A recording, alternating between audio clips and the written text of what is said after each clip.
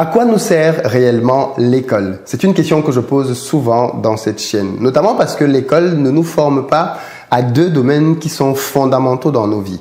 Le domaine de l'argent et le domaine de l'amour. Malheureusement, ces deux domaines-là vont tout définir par la suite. La manière avec laquelle tu vas gérer ton argent, la manière avec laquelle tu vas gérer ton couple vont déterminer grandement le fait que tu auras le sourire ou pas dans ta vie de tous les jours. Et dans la vidéo d'aujourd'hui, justement, je serai accompagné d'une entrepreneur qui va nous partager finalement les insights par rapport à l'amour et l'impact que ça a pu avoir dans sa vie en tant qu'entrepreneur. Elle est épouse, elle est mariée et puis elle a un enfant. Et elle nous dit justement dans sa vie comment est-ce que la mauvaise gestion de son couple autrefois la pénalisait, l'empêchait d'atteindre ses objectifs. Et puis surtout, comment est-ce que quand elle a compris comment il fallait gérer son couple, l'impact que ça a eu dans sa vie, dans son épanouissement, dans ses affaires, et elle te partage ça dans cette interview. Donc c'est une interview vraiment très riche. Que tu sois en couple ou pas, tu vas apprendre ce qu'il faut que tu saches de base pour pouvoir réussir dans ton couple.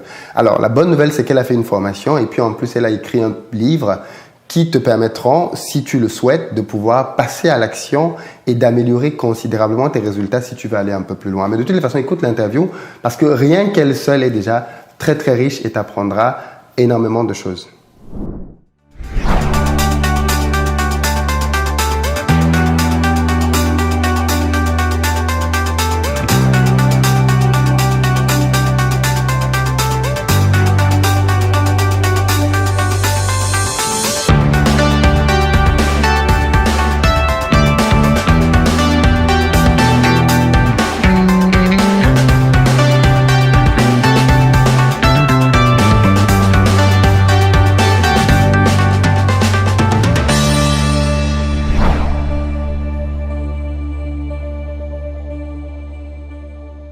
Salut à toi et bienvenue sur ma chaîne. Moi, c'est Philippe Simo et ici, je parle d'entrepreneuriat et d'investissement parce que d'après moi, ce sont les deux piliers sur lesquels les Africains doivent s'appuyer pour faire émerger leur continent. Donc, si tu veux faire partie de cette belle aventure, deux choses à faire. La première, abonne-toi à cette chaîne et active les notifications.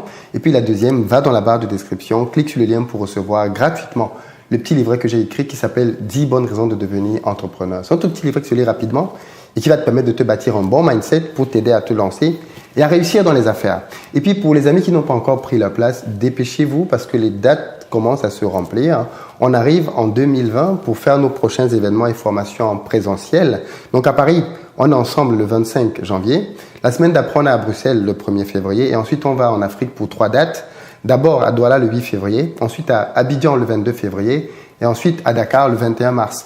L'idée pendant ces formations-là, c'est de te donner du contenu business qui va te permettre de lancer, créer ton business et augmenter tes revenus. Dans la barre de description, tu as des liens et des vidéos qui te donnent pour chaque pays le programme exact et surtout comment faire pour réserver ta place. Alors, on en parle d'ailleurs maintenant, mais si tu es en couple, je t'invite vivement à venir avec ton partenaire et je pense que cette interview va te faire comprendre pourquoi, parce que les enjeux sont vraiment énorme. Je ne t'en dis pas plus et on va rejoindre Habiba tout de suite. Bonjour Habiba. Bonjour Philippe. Écoute, merci beaucoup d'avoir accepté de te prêter à l'exercice de parler devant la caméra. C'est moi qui te remercie, c'est un plaisir d'être là aujourd'hui. Cool. Est-ce que tu peux juste te présenter pour ceux et celles qui ne te connaissent pas encore? Bien sûr, je m'appelle Habiba Kouandi, j'ai 34 ans, je suis femme mariée depuis 2012, donc ça fait 7 ans. Je suis en couple avec mon époux depuis 2010 et je suis maman d'une petite fille de 20 mois aujourd'hui. Félicitations. Merci. Félicitations. Alors, tu es avec nous aujourd'hui parce que tu fais beaucoup de choses déjà. Tu es entrepreneur, en plus d'être maman et en plus épouse. Donc, c'est un profil que j'aime bien parce que ça prouve bien qu'on peut faire les différentes choses en même temps. Mais aussi parce qu'aujourd'hui, tu as développé une expertise qui t'a conduit non seulement à écrire un livre, mais même produire une formation. Je te laisse en parler. Oui, bien sûr. Donc je suis entrepreneur, je fais pas mal de choses, mais ma passion, ce que je fais avec énormément de passion, que je fais pendant des heures sans voir le temps passer, c'est le couple, l'épanouissement dans le couple. Je me suis consacrée à ça parce que j'ai certes vécu avec mon mari pendant plusieurs années, pendant 7 ans aujourd'hui qu'on vit ensemble. On a vécu une première phase romantique où tout se passait super bien. Toujours. On était fous amoureux, on faisait des projets ensemble, tout était super. Et puis est venue une deuxième phase c'était terrible. Il y a eu beaucoup de moments difficiles entre nous. Et j'ai pensé, comme la majorité des couples, au divorce. Bien sûr. Plusieurs fois. Et je me suis dit, en fait, le divorce, c'est la solution de la facilité. Enfin, faut pas mal le prendre. Quand est-ce que tu en es arrivé à te dire ça? Parce que, alors, juste, je tiens à préciser, tu es ingénieur de formation. C'est ça. Donc, tu as fait des études, tu as eu un boulot, parce que je pense que c'est important de mettre ça dans le contexte, parce que généralement, on a tendance à penser que certaines femmes restent dans des mariages, soit parce qu'elles ne sont pas instruites, soit parce qu'elles n'ont pas mieux. C'est-à-dire sur le Elles marché. ont besoin d'être prises en charge aussi. Elles ont besoin d'être prises en charge. Toi, c'est pas du tout le cas. Tu gagnais très bien ta vie. Et qu'est-ce qui fait donc à un moment donné, tu te dises, et puis tu as le droit de le penser, que divorcer, c'est parfois la solution. Oui. En fait, sur le coup, quand il y a tellement de problèmes qui s'accumulent, on ne voit que ça comme solution. On se dit, bah, quand on divorcera, on n'aura plus son conjoint en face, donc on n'aura plus les problèmes qui vont avec. Et ce que je me suis dit, en fait, les problèmes ont commencé quelques temps avant la naissance de ma fille. Et c'est vrai que ça a beaucoup joué aussi, hein, parce que j'ai grandi dans une famille, j'ai grandi avec ma tante, qui était la sœur de mon papa, parce que mes parents ont divorcé très tôt. Ouais. J'avais 3 ans à l'époque. Je dirais pas que j'ai pas du tout été maltraité par ma tante. Au contraire, on a vécu de bons moments, mais je pense que tout enfant a besoin de grandir dans un environnement où son papa et sa maman est là pour lui apprendre des choses, pour lui donner cet amour que il y a que des parents qui peuvent donner à des enfants. Tout à fait. Et donc j'ai vécu une enfance sans cet amour parental, et il était hors de question que j'inflige ça à mes enfants. Et du coup, j'ai décidé de fermer la porte au divorce. C'est l'une des raisons principales, en fait. Au-delà du fait que j'aimais mon mari, il était hors de question que ma fille grandisse dans un couple, dans une famille monoparentale, ou alors avec la famille et pas avec ses parents. Et donc, j'ai décidé de trouver d'autres solutions. Mais juste avant d'aller plus loin, je veux juste insister sur ce point parce qu'il est ô combien important. Oui. Ô combien important, c'est le fait de fermer la porte à la rupture. Je dis ça parce que pareil que toi, quand on s'est mariés, c'était juste génial. Et puis le moment est venu des turbulences, tu vois. Et je sais que ce qui nous a toujours sauvés, c'est le fait qu'on était plutôt amis, c'est-à-dire on pouvait se dire les choses. Mais le fait que dès le début, on s'était dit, quoi qu'il advienne, on ne se quittera pas. C'est-à-dire, tu peux faire ce que tu veux, je peux faire ce que je veux, mais voilà, on trouvera toujours une solution. Alors bien évidemment, une fois que tu t'es dit ça, tu sais que la séparation n'est pas une solution envisageable, mais ça n'empêche pas que c'est quand même difficile. Oui, totalement. Non, mais il est important de fermer cette porte, comme tu dis. Parce que quand cette porte est ouverte, on a tendance à fuir. D'ailleurs, j'en parle dans ma formation. J'ai consacré un module entier à la fuite. Ouais. Il faut éviter les fuites. C'est crucial, en fait. Parce qu'on se dit toujours, s'il y a un problème, bah, de toutes les façons, je peux m'en aller du jour au lendemain. Oui, d'autant plus dans que cette maintenant, société. Contrairement à avant, là, avant le divorce, c'était très compliqué. Oui. Parce qu'on voulait justement s'assurer qu'avant d'arriver à ça, les gens avaient eu le temps de vraiment réfléchir et de franchir des obstacles. Oui. Aujourd'hui, on divorce comme on achète une baguette de pain. C'est ça, exactement. À l'époque, les gens ne divorçaient presque pas. Et on faisait même appel aux familles pour résoudre des problèmes. Il y avait des réunions juste pour ça. Aujourd'hui, quand ça va pas, on se quitte. C'est ça. Je sais pas pourquoi la société, peut-être cette indépendance des femmes qui veulent s'affirmer, fait que dès qu'il y a un problème, elles se disent, je peux vivre sans toi, je suis indépendante, financièrement surtout, donc je peux m'en aller.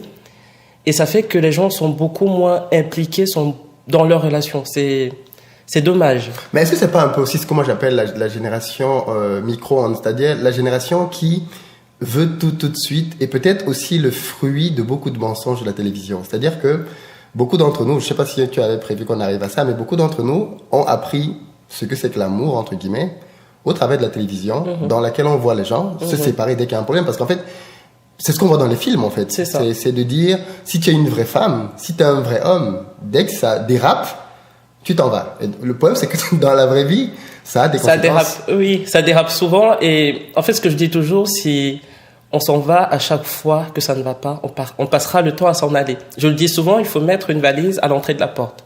Si on a cette mentalité-là. Effectivement, on ne nous apprend pas à vivre en couple.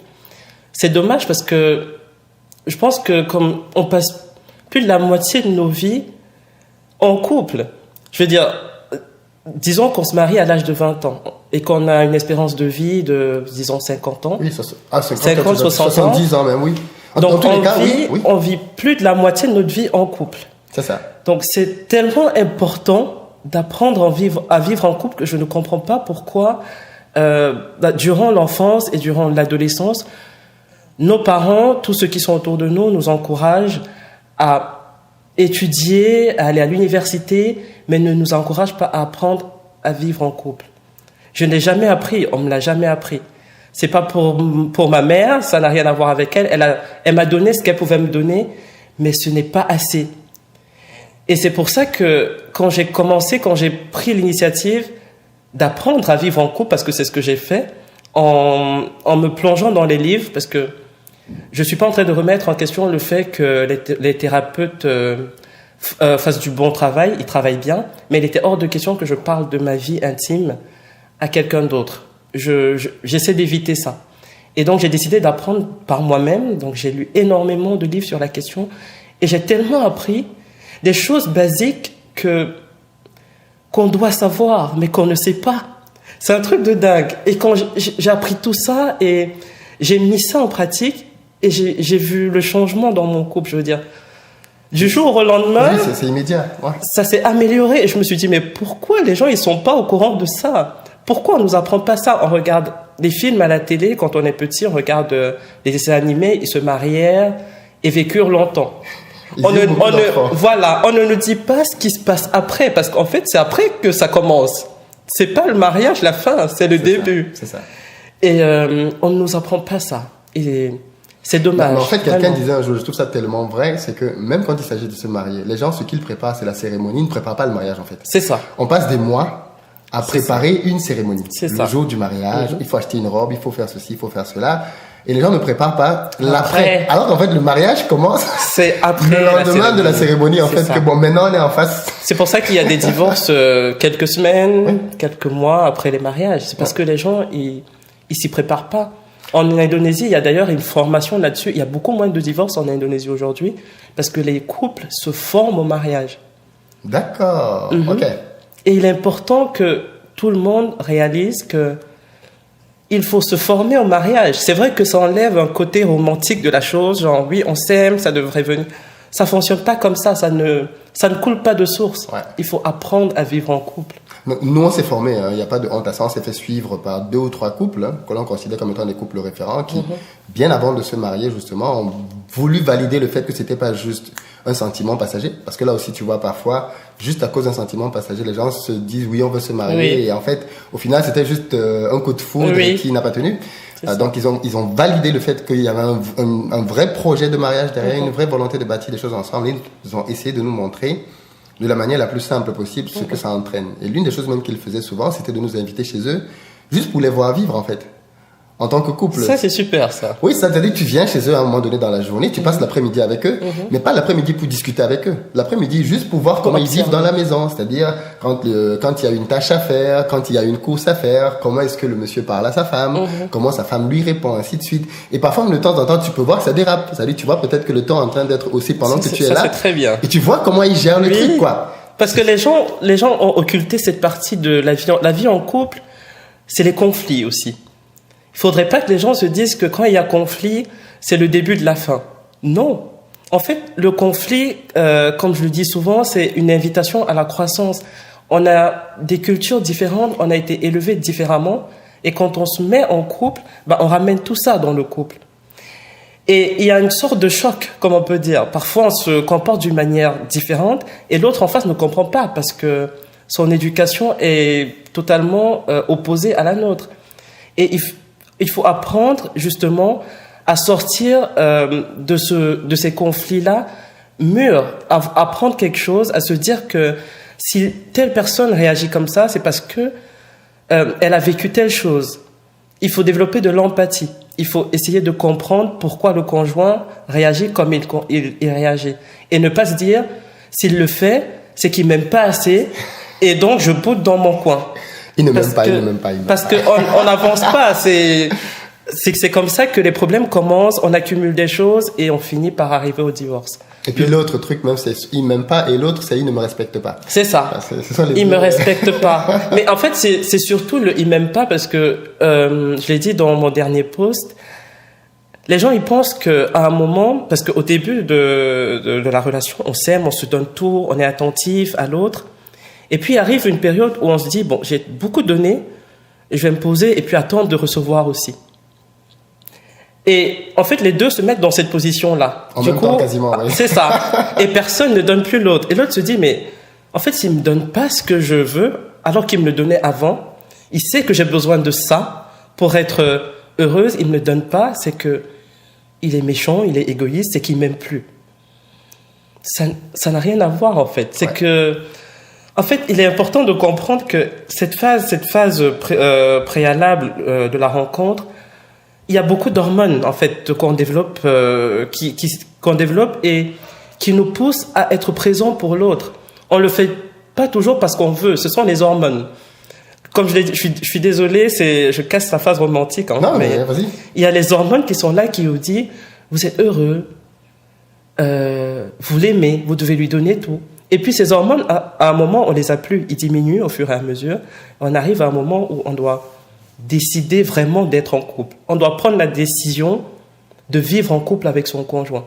Bah, ce que tu dis me rappelle aussi quelque chose de très intéressant. Justement, moi, j'avais l'un des livres que j'avais lu qui m'avait beaucoup aidé là-dessus, expliquer que, en réalité, quand tu es en couple, il y a un peu cette phase romantique là, cette phase pendant laquelle tu viens, tu attends ta copine, ta fiancée, pendant 1 heure de temps. Oui. Et tu as l'impression que c'est 2 minutes. Tu peux te tenir debout à un endroit pendant 3 heures sans t'en rendre compte. C'est ça. Juste parce que tu discutes. Ce sont les hormones, en fait. C'est ça. Qui nous donnent cette force, cette euphorie. C'est ça. Et cette phase-là, des études disaient que ça peut durer maximum 3 ans. C'est ça. Et au bout de 3 ans, comme il n'y a plus ces hormones, le problème c'est qu'en fait, quand tu arrives et que tu as l'impression d'avoir attendu 5 minutes, tu t'impatientes. Mais en fait, en réalité, tu attendais 5 minutes depuis toujours. C'est juste que tu ne t'en rendais pas compte. C'est juste que les hormones, ils sont Les plus hormones là ne pour sont plus là, occulter. voilà. Et Voilà. maintenant, tu te rends compte qu'en fait, il y a des gens qui disaient que, on dit quoi, l'amour rend aveugle, mais le mariage redonne On la l'a vue. vu, c'est ça. Parce qu'à un moment donné, toutes ces hormones dont tu parles n'existent plus. Ils n'existent Elles sont plus. parties. Et l'autre élément que tu as dit pour moi qui est vraiment important, c'est à ce moment-là que tu prends la décision de... Et moi, c'est ce que j'ai compris. Hein, l'amour, c'est une décision. C'est, je décide de t'aimer, indépendamment des variations de mes hormones, de mes sentiments. C'est, je décide qu'aujourd'hui, je vais t'aimer. Et ça veut dire que je vais être là pour toi, je vais X, Y, Z. Ça veut dire que je vais faire des efforts chaque jour. Parce que être en couple, c'est faire des efforts. C'est pas se poser et se dire, oui, on s'aime, ça doit venir de... Non. On doit travailler chaque jour pour avoir un couple épanoui.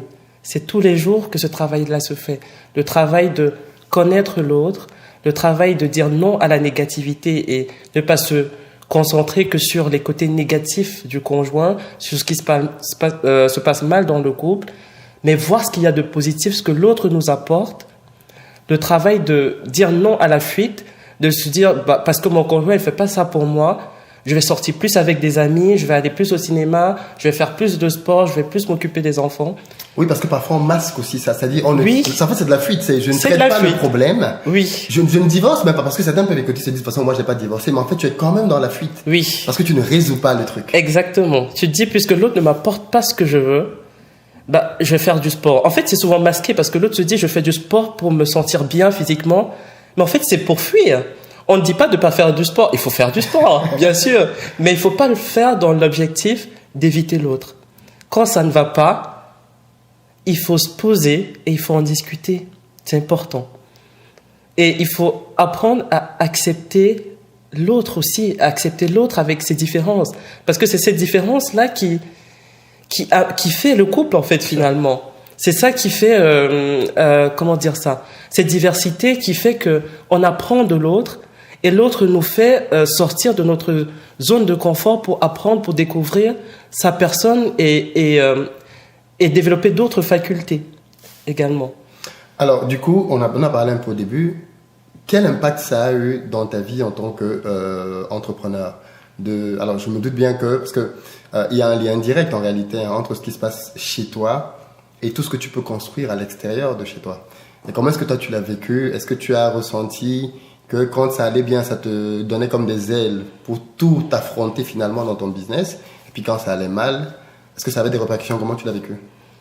En fait, cette sensation, je l'ai toujours vécue avant déjà d'entreprendre. Quand j'étais ingénieur, je le suis toujours. C'est vrai que j'ai fait une petite pause pour m'occuper de ma fille. Mais quand j'allais travailler et que ça allait mal avec mon conjoint, on s'était disputé la veille ou bien le matin, je passais des journées infernales parce que ça n'allait pas. J'étais pas concentrée sur ce que je faisais. Je me disais, il m'en veut. Comment faire pour résoudre le problème? Je ne me sentais pas bien. Il y a beaucoup de gens qui se disent, en fait, j'ai pas besoin que mon conjoint soit en harmonie avec moi pour m'en sortir professionnellement. C'est faux. Quand on aime vraiment quelqu'un, il est important d'être en harmonie avec la personne pour être soi-même heureux dans ce qu'on fait. Et donc, quand tout allait bien dans mon couple, j'accomplissais d'énormes choses au travail. Je travaillais à une vitesse hyper rapide parce que je savais que mon conjoint, il m'envoyait des SMS de temps en temps juste pour savoir comment tu vas. Ça décuplait, enfin, je sais pas pour toi, je sais pas pour les autres, mais ça décuplait mes facultés. Je travaillais plus vite et les remarques se faisaient. Quand ça n'allait pas, mon chef, il me disait, qu'est-ce que tu as aujourd'hui? Il y avait un sourire de façade que je gardais, mais je travaillais au ralenti parce que ça n'allait pas. C'est pour ça que je pense fermement, j'ai la conviction que pour pouvoir aller loin, il faut que ça aille très bien dans le couple. Quand ça va mal dans le couple, c'est très très difficile. Il faut faire un effort vraiment, je veux dire, il faut multiplier l'effort par 15 pour que ça se passe beaucoup mieux dans le milieu professionnel. Donc depuis que ça va mieux avec mon conjoint, je fais beaucoup de choses. Je suis là avec toi. Il m'accompagne parce que s'il n'était pas là, je ne serais pas assise ici.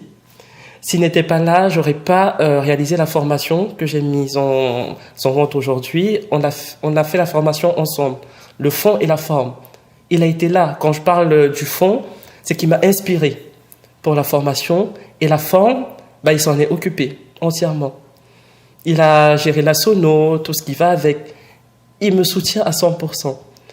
Et ça fait que ça me donne des ailes, en fait. Parlant de ta formation, elle est adressée à qui, en fait? Qu'est-ce qu'on apprend dedans? À quoi ça sert? Alors, dans ma formation, j'aborde déjà deux parties principales. Une première partie pour le changement du mindset. Il est important de se dire que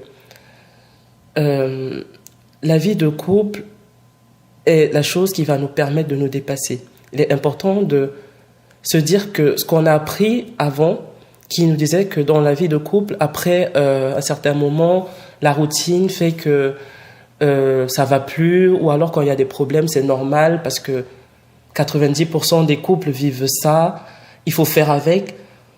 Il est hors de question de faire avec. Je me suis toujours dit que je ne vivrais pas comme ça. Je ne me dirais pas qu'après 5-6 ans, ça va devenir la routine, on va se disputer, chacun va vivre dans son coin. Il était hors de question pour moi de vivre ça. Et la deuxième partie est consacrée aux solutions, ce qu'il faut mettre en place pour pouvoir changer les choses radicalement. Quand je dis radicalement, c'est que ça l'a été pour moi, et il faudrait que j'aimerais partager ça avec les autres. Je veux dire, ça vient du fond de mon cœur.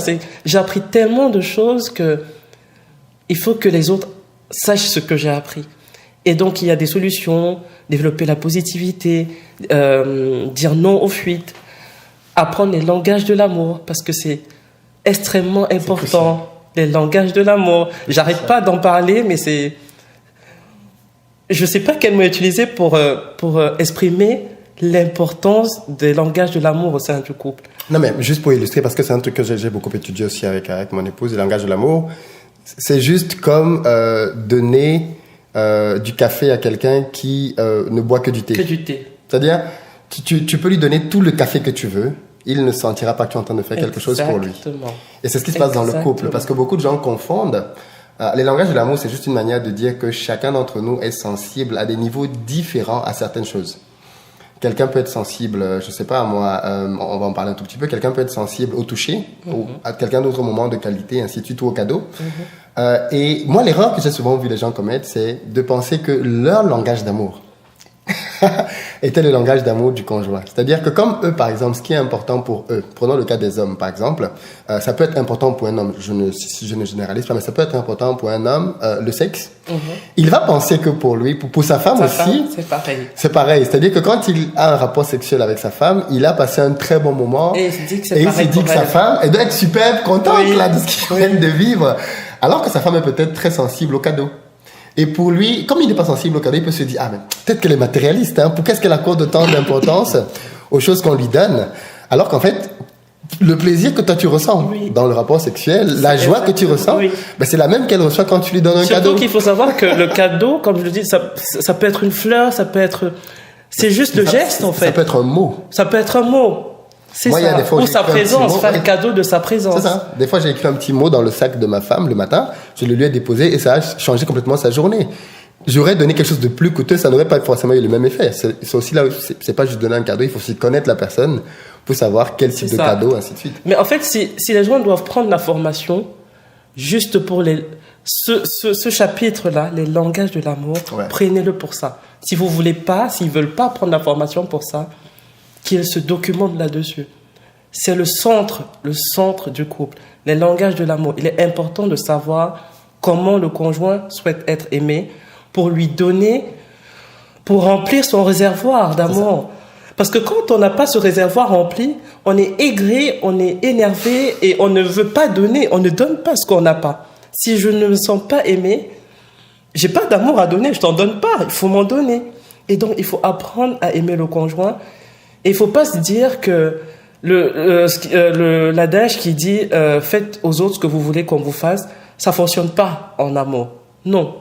Si j'ai besoin de passer du temps de qualité avec mon conjoint, ça ne concerne que moi. Il faut le dire, prenez le temps de le dire à votre conjoint, parce que c'est pas tout le monde qui qui décide d'apprendre les langages de l'amour du conjoint. Si vous sentez que c'est ce dont vous avez besoin, demandez-le à votre conjoint. Je le disais, il faut pas attendre que l'autre le devine. Il faut le dire. Mais en fait, ce que tu dis là ramène, je pense, à la base de ce que c'est que l'amour. Beaucoup d'entre nous ont grandi et ont développé de très fausses notions par rapport à l'amour. Je crois même que c'est la base de beaucoup de problèmes, c'est que beaucoup de gens perçoivent l'amour comme étant quelque chose qu'on leur donne. Et pas quelque chose qu'ils doivent donner. En fait, c'est la base de beaucoup de problèmes. C'est la base. Quand j'aime quelqu'un, ça veut dire que je fais des choses pour la personne. Pour la personne. En fait, on comprend à l'inverse aujourd'hui. En fait, beaucoup de gens, si l'amour veut dire que l'autre fait pour moi. Or, c'est juste l'inverse, en fait. C'est ça. C'est pareil avec un bébé. Oui. Un parent dit qu'il aime son enfant. Parce qu'il lui donne tout. Parce qu'il en prend soin. C'est ça. Et quand on grandit, on se dit, bon, je t'aime. En fait, on se dit, je t'aime parce que tu me fais plaisir. C'est ça. Donc, si tu me fais plus plaisir, je t'aime plus. Ça fonctionne pas comme ça en amour. C'est basique, hein, mais on traîne ça jusqu'à l'âge adulte. Oui, parce que on se pose pas les bonnes questions et on fait les mêmes erreurs tout le temps. Donc la formation, elle n'est pas que pour les couples qui rencontrent des difficultés. Elle est aussi pour des couples qui vont bien. Parce que ça va leur apprendre à éviter des travers auxquels ils feront face inévitablement plus tard s'ils ne décident pas d'acquérir une intelligence amoureuse. Il faut se dire la vérité. Quel couple va bien qui ne s'est pas formé? Je ne connais pas, moi. Ceux qui viennent de se rencontrer. Oui, voilà, oui, mais bon, oui. Tu sais, ils sont sur le nuage. Ils sont sur le nuage. La phase romantique où ils se disent, on va s'aimer toute une vie, on n'aura pas de problème, jusqu'à ce que le voile tombe et qu'on se dit, il faudrait qu'on prenne des décisions, soit on se sépare, soit on prend la décision consciente et adulte de faire des efforts pour vivre une vie de couple épanouissante. Tout à fait. Mais écoute, je tenais vraiment à ce que tu viennes nous parler de ça parce que je pense que la vie de couple, c'est un domaine fondamental. Mais vraiment, je te disais ça juste en off avant de lancer. Pour moi, c'est comme l'argent, en fait. Ce sont deux domaines fondamentaux dans la vie de l'être humain et pour lesquels on ne le forme pas. Parce qu'à l'école, on t'apprend un métier, mais on t'apprend pas à gagner de l'argent. Parce que, et c'est le paradoxe de beaucoup de gens, c'est qu'ils ont fini leurs études, ils savent faire un métier, mais ils voient que le métier n'entraîne pas l'argent. Et le deuxième domaine, qui est même peut-être au moins aussi important, c'est la gestion de couple. Et moi, j'avais lu l'histoire d'un monsieur, je sais pas si tu avais lu ce livre-là, qui donnait qui parlait un peu de ce qu'il avait vécu. Il allait voir un psychologue pour lui dire, voilà, moi, ma femme, ça se passe pas bien, ainsi de suite. Ma femme me ceci, ma femme me cela. Ok, d'accord. Le psy lui a proposé des exercices pour essayer de rattraper son couple. Il a dit non, niet. Alors, c'est le psy qui écrivait le livre. Il a dit non, franchement, en réalité, je vais vous dire la vérité, j'ai déjà quelqu'un d'autre. Ah, ok. J'ai déjà quelqu'un d'autre et ça se passe bien là-bas. Elle est plus jeune, plus fraîche, elle me comprend très bien. Ok. Le psy a quand même essayé de rattraper le couple, rien. 2 ans plus tard, le monsieur revient dans son cabinet. Ça ne va plus avec cette fille. C'est ça, la phase romantique c'est terminée, la lutte du pouvoir, et on se bat et on veut passer à autre chose. On veut se séparer. Là, voilà. Et en fait, ce que le monsieur démontrait dans son livre, c'est que, en réalité, il s'est juste passé ce que tu es en train de dire maintenant de cette femme-là, c'est ce que tu disais de ta propre femme il y a 2 ans. Et en fait, la réalité, c'est que, une fois que cette phase romantique est complètement passée, cette femme-là t'a découvert sous ton vrai jour. C'est ça. Et elle est en train de te faire les mêmes remarques et les mêmes critiques que ta femme te faisait il y a 2 ans. Et ce sera toujours le cas. Et tu iras chez une prochaine ou pas. Et voilà. Et c'est pour ça que beaucoup de gens enchaînent et ne font jamais le travail dont tu parlais de il faut se poser et arrêter de fuir. Il faut se poser et arrêter de fuir. Pas que pour vous, parce que déjà, il est important pour les partenaires de vivre épanouis, parce que ça fait que quand on est épanoui dans le couple, on s'épanouit dans d'autres domaines de vie. Et il faut être égoïste et se dire que pour les enfants, quand il y a déjà des enfants qui entrent en jeu, il faut faire des efforts pour eux. Parce que si, je ne sais pas si c'est le cas des personnes qui nous suivent, s'ils ont grandi dans des familles monoparentales ou s'ils ont grandi avec leurs parents, pour moi qui ai grandi sans mes parents, je sais que je n'aimerais pas ça, je ne souhaiterais ça à aucun enfant. Mais ça aussi, c'est quelque chose de notre société égoïste aujourd'hui. Non, on dit aux gens, et j'ai entendu beaucoup d'hommes et de femmes dire ça, oui, mais et moi? Je ne veux pas rester avec lui juste parce que je veux que mes enfants... Il y a toujours le même côté égoïste de, oui, mais et moi alors dans l'affaire? C'est pour ça que j'ai évoqué le côté épanouissement personnel au début, parce que le fait de faire la démarche, de comprendre comment le couple fonctionne, ça nous permet de nous épanouir nous, mais ça évite les dommages collatéraux.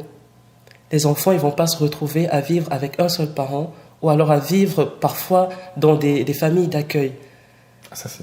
Donc, il y a tellement de conséquences positives qui viennent derrière que il est extrêmement important d'apprendre à vivre en couple. Il est extrêmement important d'apprendre, de savoir comment fonctionne le couple pour vivre dans un couple épanoui. C'est extrêmement important. Je ne sais pas quel mot je peux utiliser au-delà de « important », mais quand je l'ai réalisé, j'avais envie de le crier sur les toits. Abiba, est-ce que tu aurais donc un mot pour ceux et celles qui nous regardent et qui sont peut-être encore célibataires ou alors qui sont en transition, ils viennent de sortir d'une relation et vont peut-être entamer une autre ou alors même ceux et celles aussi qui sont dans la phase un peu idyllique, qui rêvent encore un peu? Je n'ai qu'une chose à leur dire. C'est quel que soit le stade où vous vous trouvez aujourd'hui, que vous soyez célibataire, que vous soyez en couple depuis longtemps ou depuis quelque temps, que vous vivez une relation passionnée ou une relation conflictuelle, que vous soyez divorcé, vous devez vous former à la vie en couple. C'est crucial. Parce que vous soyez divorcé ou non, vous rencontrez quelqu'un d'autre, et pour éviter de retomber dans les mêmes travers que vous avez rencontré dans votre relation précédente, il est important d'apprendre comment fonctionne le couple. C'est pareil pour ceux qui sont célibataires, qui n'ont pas de conjoint pour l'instant. Il faut se former pour être prêt à rencontrer quelqu'un, pour savoir, pour ne pas être surpris par les différentes étapes, parce qu'elles se suivent inévitablement. La phase romantique, la lutte de pouvoir, et pour être sûr d'arriver à la relation consciente, c'est-à-dire la relation où on a pris la décision de comprendre son conjoint, de développer la positivité, de développer l'empathie. Pour arriver à cette relation consciente, il est important de se former. Donc, en fait, la formation est faite pour tout le monde. Je dirais même qu'il faudrait former des beaucoup plus jeunes au couple.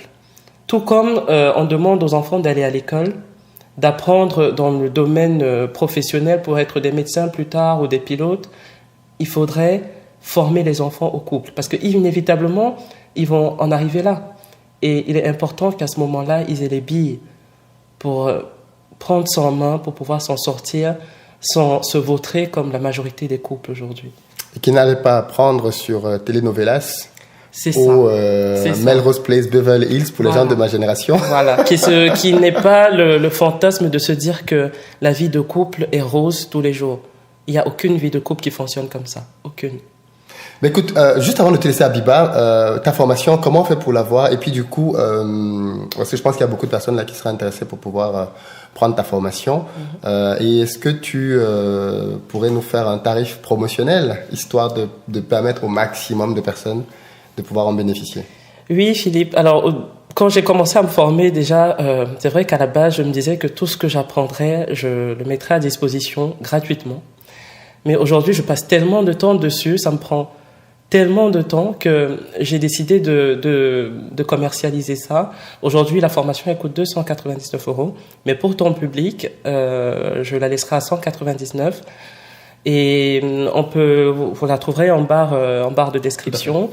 Et j'ai également mis en place un blog qui s'appelle « Je prends soin de mon couple », qu'on mettra également en barre de description. Et dans ce blog, je partage ce que j'apprends chaque jour, je partage ce que j'expérimente aussi chaque jour.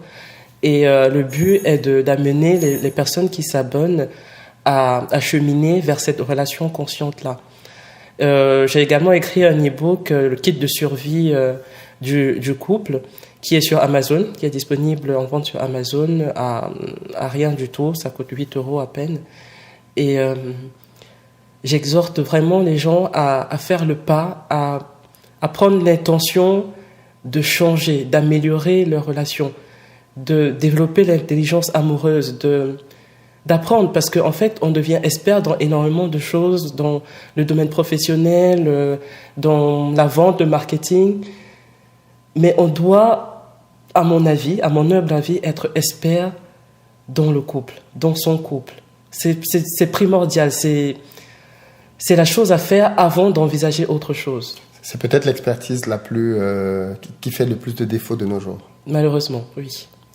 Merci beaucoup, Habiba. De rien. Merci beaucoup d'avoir pris le temps de nous partager tout ça. Très, très passionnant. Il y a encore tellement de choses à dire. Il y a tellement de choses à dire. C'est vrai, c'était très court, mais j'espère avoir incité la majorité des gens à agir. Oui, en fait, c'est le mot.